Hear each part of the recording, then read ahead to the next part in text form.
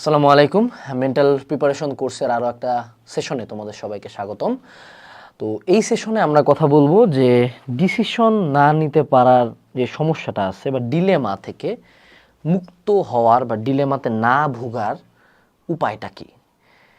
এটাকে আসলে আমরা majority of the time problem ধরি না, বাট তুমি যখন মেন্টাল হেলথের অ্যাসপেক্টে চিন্তা করো, যখন তুমি ডিসাইড করতে পারো না ইঞ্জিনিয়ারিং প্রিপারেশন নিবো নাকি ভার্সিটি প্রিপারেশন নেবো, এক দাগাবো না দুই দাগাবো, এই কোশ্চেন আনসার করবো না ওই কোশ্চেন আনসার করবো, ওর সাথে থাকবো না আমার সাথে থাকবো, ক্যারিয়ার চুজ করবো না ফ্যামিলি চুজ করবো, এটা খাবো নাকি খাবো না, অর্থাৎ আমাদের লাইফটা কিন্তু আলটিমেটলি আমাদের ডিসিশনেরই জাস্ট যোগফল, জাস্ট একটা সামারি, যে আমি যা যা ডিসিশন নিচ্ছি এটার একটা সামারি, দ্যাটস ইট। এবারে কিন্তু কিচ্ছু না। তো decision is very very important. তোমার ডিসিশন লাইফ বানাইতেও পারে, লাইফ ডিস্ট্রয় করতে পারে। এবং এই জায়গাটাতে যখন প্রতিদিন কনস্ট্যান্ট ডিলেমায় আমি ভুগবো, খুব স্বাভাবিকভাবেই এটা আমাকে রাইট ডিসিশন নিতে দিবে না, এটা আমাকে রং ডিসিশন নিতে বাধ্য করবে। তো এই জায়গা থেকে বের হওয়া যায় কিভাবে? এই জায়গা থেকে বের হওয়ার কয়েকটা অপশন আছে। যখনই আমার মনের মধ্যে কোনো ডিসিশন নেওয়ার অপশন আসবে, ফার্স্ট অফ অল এনশিওর করতে হবে যে আমি ইমোশনালি স্টেবল আছে কিনা। এটা খুব বড় একটা কথা, খুব বড় একটা কথা, খুবই জরুরি একটা কথা। তুমি যখন চেতে থাকবা, তুমি ডিসিশন যদি নেও, তুমি 100 এমন কোনো একটা ডিসিশন নিবা যেটা আইদার তোমার খুব বড় একটা ক্ষতি করবে অথবা অপর সাইডের একটা মানুষের ক্ষতি করবে। যেমন বক্সিং যারা খেলে তারা কেউ চেতা না, দেখায় চেতা, ওরা প্রত্যেকে বক্সিং হলে খুব ঠান্ডা থাকে।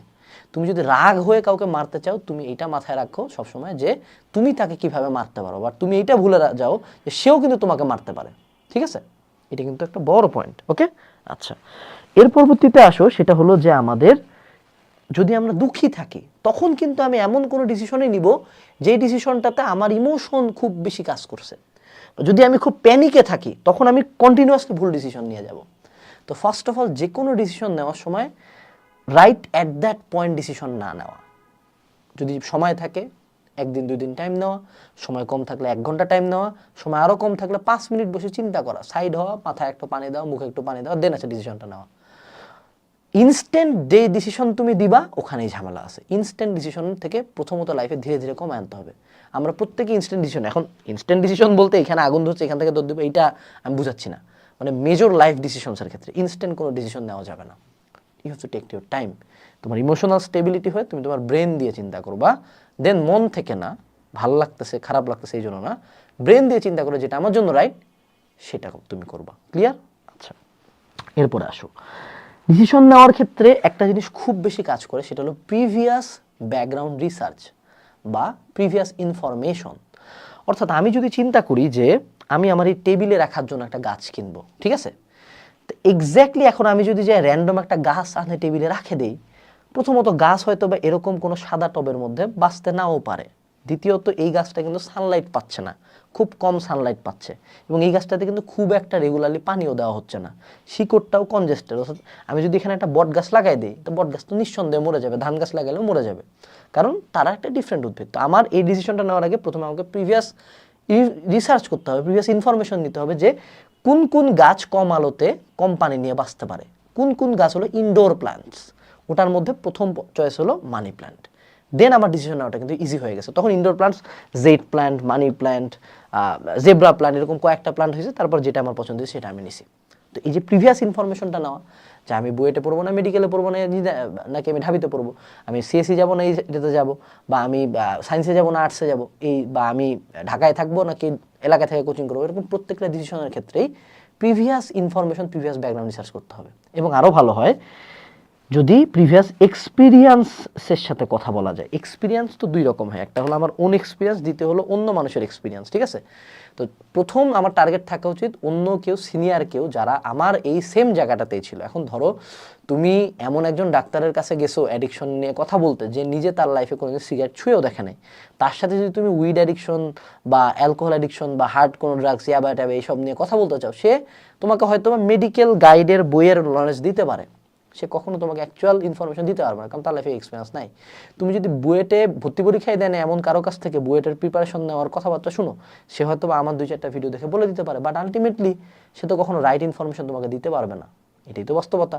তো তোমাকে এখানে যেটা এনশিওর করতে হবে যে এক্সপিরিয়েন্স কারো কাছে যাওয়া, যে তোমার এই সেম প্রবলেমের মধ্যে দিয়ে গেছে। এবং হইতে পারে সেকেন্ড একটা অপশন যে তুমি এই টাইপের কোনো সিচুয়েশন আগে ফেস করছো কিনা, আগের বার কি করছিলা ওই প্রিভিয়াস কথাটা চিন্তা করে ওই অনুযায়ী ডিসিশন নাও। যেমন নেড়া বেলতলা দিয়ে একবারই যায়, তাই না?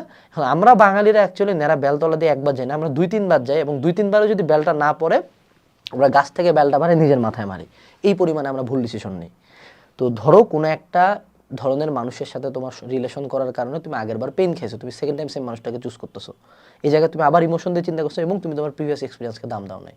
অথবা তুমি একটা সার্টেন ক্যারিয়ার পথে যাইতে চাইছো যেখানে তোমাকে একজন এক্সপিরিয়েন্স মানুষ ওই পথেরই বসে এই পথে আসিস না, বাট তাও তুমি গেছো, এখন তুমি মারা খাই গেছো, এখন তোমার কিন্তু আগের কোনো কিছু তুমি ব্যাক পেতে পারতেছো না। সো এখানে প্রিভিয়াস ইনফরমেশন এবং এক্সপিরিয়েন্স দুইটাই কাজে লাগাইতে হবে। এরপরে সেটা হলো যে আমাদের রেজাল্ট এবং অপশনস দুইটা এক্সপ্লোর করতে হবে। তো দেখো একটা ডিসিশন নেওয়ার ক্ষেত্রে কিন্তু প্রথমত আমাদের সাথে অপশন থাকে যে আমি হয় ফোনটা উঠাবো না হয় আমি উঠাবো না, তাই না? দুইটা অপশন আমার হাতে আছে। ফোনটা উঠাইলে কি আমাকে হাতে এটা ধরে রাখতে হবে, আর ফোনটা নামায় রাখলে এখানে ফোনটা চুপচাপ থাকবে। এখন আমি চাইলে ফোনটা কি সোজা করে রাখবো নাকি উল্টা করে রাখবো? সোজা করে রাখলে কি হইতে পারে যে আমার ফোনের স্ক্রিনে যা আসতেছে এগুলো রেকর্ডিংয়ে চলে আসতে পারে। উল্টা করে রাখলে রেকর্ডিংয়ে এটা আসার সম্ভাবনা নেই, যদি কল আসুক যা আসুক এটা রেকর্ডিংয়ে আসবে না। তো এই যে ছোটোখাটো ব্যাপারগুলো, যে একটা অপশন আমার হাতে হাতে কী আছে এবং প্রত্যেকটা অপশনের রেজাল্টটা কী, এই রেজাল্টটা আমি যদি অ্যানালাইজ করা শুরু করি তাহলে কিন্তু আমি একটা রাইট ডিসিশন নেব। এখন তুমি বলতে পারো যে ভাইয়া আপনি যত বেশি টাইম বলতেছেন একটা ডিসিশন নেওয়ার ক্ষেত্রে, এত বেশি তো টাইম পাই না, বাট আমি তোমাকে একটা ফুল প্রোটোকল বলতেছি, এটা একটা সায়েন্টিফিক্যাল প্রোটোকল। এটা যদি তুমি ধীরে ধীরে প্র্যাকটিস শুরু করো, অ্যাট সাম পয়েন্ট এটা তোমার থিঙ্কিং প্রসেসের মধ্যে এমবেড হয়ে যাবে। আমি বলতেছি না যে একদম বসে বসে এখন অনেক চিন্তা করে দার্শনিকের মতো অপশন এক্সপ্লোর করে প্রিভিয়াস এক্সপিরিয়েন্স থেকে তুমি ডিসিশন নেবে, তুমি কোনো কম্পিউটার না। বাট এই স্টেপগুলো জানা থাকলে যদি একটা দুইটা স্টেপও তুমি ইউজ করো, অবভিয়াসলি তুমি অন্য জিনিসের চেয়ে অন্য মানুষের চেয়ে বেটার ডিসিশন নিতে পারবা। এখন এইখানে একটা জিনিস দেখো, সেটা হলো যে রেজাল্টের পরে আমাদেরকে কিন্তু রেজাল্টের আরেকটা ধরন আছে, লং টার্ম রেজাল্ট। এটা কি লাইফের ক্যারিয়ার নিয়ে বা পার্টনার সিলেকশন নিয়ে বা পড়াশোনা নিয়ে বা অনেক কিছু নিয়ে কিন্তু একটা লং টার্ম রেজাল্টের ব্যাপার আছে। যে আমি যদি এখন থেকে প্রতিদিন 4টা করে ডিম খাই, 4টা করে ডিম খেলে আমার স্ট্রেংথ ভালো বাড়বে, আমার বডি ভালো থাকবে, বাট আলটিমেটলি 4টা করে ডিম যদি আমি 20-25 বছর খাই, অ্যাট সাম পয়েন্ট আমার করোনারি হার্ট ডিজিজ হবে। তো এই জায়গায় আমার কিন্তু ডিসিশন নিতে হবে যে প্রতিদিন 4টা করে ডিম খাওয়া যায় অ্যাট সার্টেন এজ পর্যন্ত, যখন আমি এক্সারসাইজ কমাই দেবো অবভিয়াসলি আমার ডায়েটারি ইনটেকটাও কমাই দিতে হবে। এটা কিন্তু একটা বড় ডিফারেন্সিয়েটিং পয়েন্ট যে তুমি লং পিকচারটা দেখতেছো। আমরা কি করি, ইনস্ট্যান্ট শর্ট টাইমে যেটা রাইট মনে সেটা করে ফেলি। যেমন তুমি ধরো চিন্তা করলা যে ইনস্ট্যান্ট শর্ট টাইমে আমার বইটা পড়াটাই ভালো, বইটা পড়লে আমার জন্য ভালো, এখানে ভালো 1 নম্বর ভার্সিটি পড়লাম, কিন্তু তুমি যে সাবজেক্টটা পড়লে এই সাবজেক্টের ক্যারিয়ার অ্যাসপেক্ট খুব একটা ব্রাইট না, এবং তুমি ভার্সিটিতেও খুব একটা ভালো পড়াশোনা করো না, যার কারণে বাইরে তুমি স্কলারশিপ পাচ্ছ না, টোটাল লাইফ ডেট। অথবা তুমি এমন একটা বিজনেস স্টার্ট করলা যেটার কোনো ফিউচার অ্যাসপেক্টই নাই, বিনা কারণে তুমি বিজনেসে এত টাইম দিছো, তোমার একাডেমিক লাইফ শেষ এবং বিজনেসও দাঁড়ায় নেই, টোটাল মারা। তো এই জায়গায় লং টার্ম পিকচারটার দিকেও আমাদেরকে কিন্তু তাকাইতে হবে।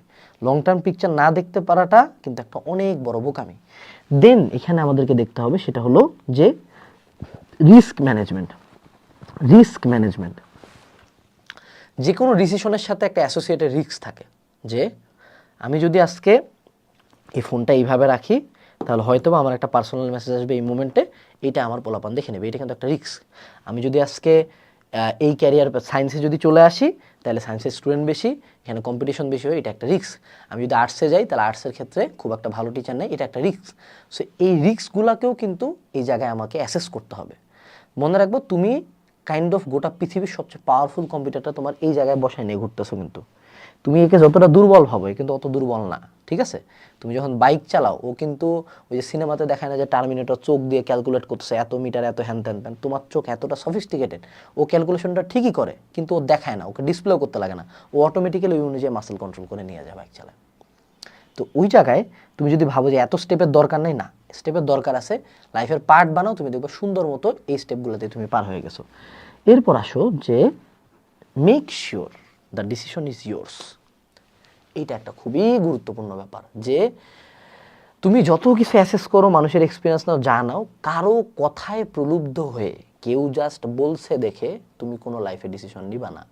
জাস্ট বিকজ আমি বলছি যে বিএমইর অ্যাসপেক্ট ভালো এই জন্য তুমি বিএমইতে আসলে, তাইলে যখন তোমার বিএমই ভালো লাগবে না বা অ্যাসপেক্ট তুমি দেখবা তোমার জন্য অতটা ব্রাইট না, তখন তুমি নিজেকে ক্ষমা করতে পারবা না যে আল্লাহ আমি মানুষের একটা কথা শুনে ভুল করলাম, এবং তুমি তখন আমাকেও ঘৃণা করবা, নিজেকেও ঘৃণা করবা। এবং আমাদের এখন কিন্তু অহরহ এরকম ঘটনা আমরা দেখতে পাই যে মানুষ ডাক্তার হয়েছে, ইন্টার্ন করতেছে, ফ্যামিলি ফর্ম করছে, তারপর সে সুইসাইড করছে। কেন?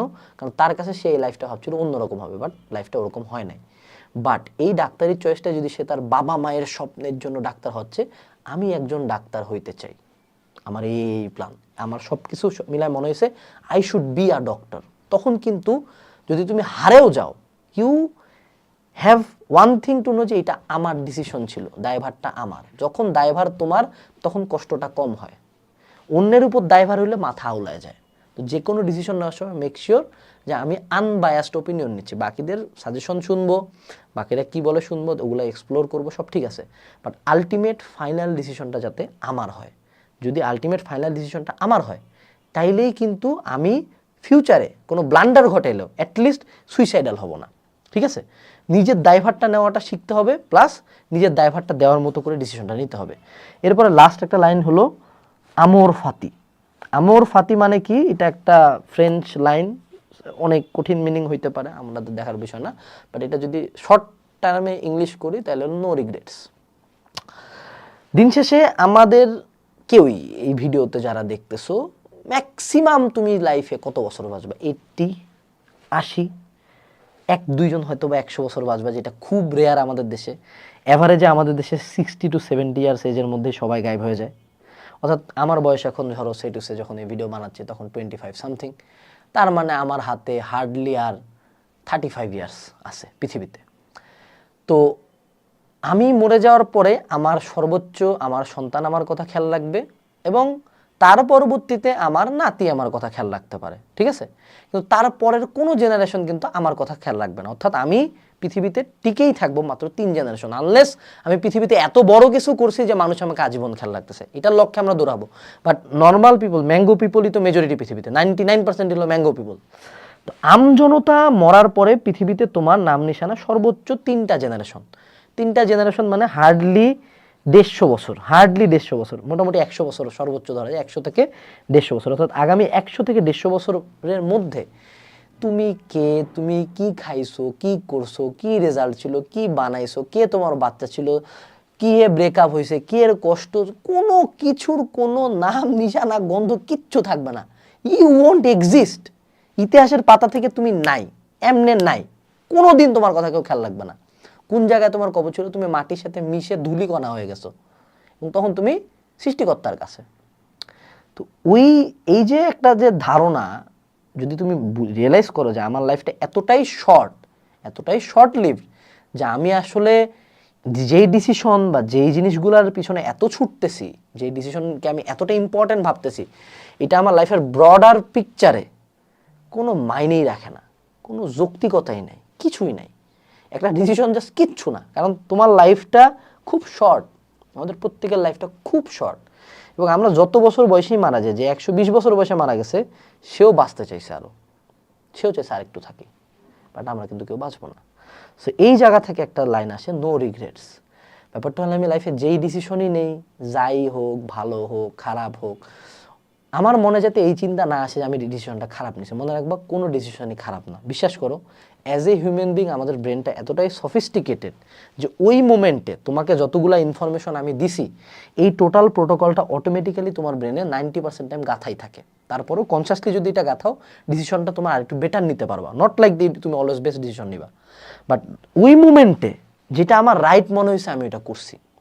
এইটাই হলো নো রিগ্রেটসের প্রথম কথা, যে তুমি বিশ্বাস করো ভাই, অনেকের মনে হইতে পারে যে আমি হয়তো যদি একটু ভালো মতো ওই দিন রাতে পড়তাম, ওই দিন রাতের যে সিচুয়েশন ছিল, তোমার মেন্টাল সিচুয়েশন, তোমার আশপাশের ফ্যামিলির কথাবার্তা, তোমার কারেন্ট ফিজিক্যাল সিচুয়েশন, তোমার পড়াশোনার যে অবস্থা, তুমি আগের পড়া, সব কিছু মিলায় ওই রাতের জন্য তোমার ব্রেনের কাছে বেস্ট কোর্স অফ অ্যাকশন ছিল যে আমি এই দিন একটু কম পড়ি।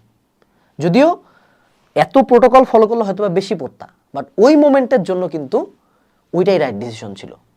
যারা আগুন লাগলে বিল্ডিংয়ের উপর থেকে লাফ দেয় তাকে আমরা বলি পাগল, কিন্তু আগুনের মধ্যে পুড়ে পুড়ে মরতেছি, বা আগুনের মধ্যে আমি ঠান্ডা থাকবো, রাইট ডিসিশন দেবো, এটা তো আমি জানি না, আমরা তো কেউ সিচুয়েশনে পড়ি নাই।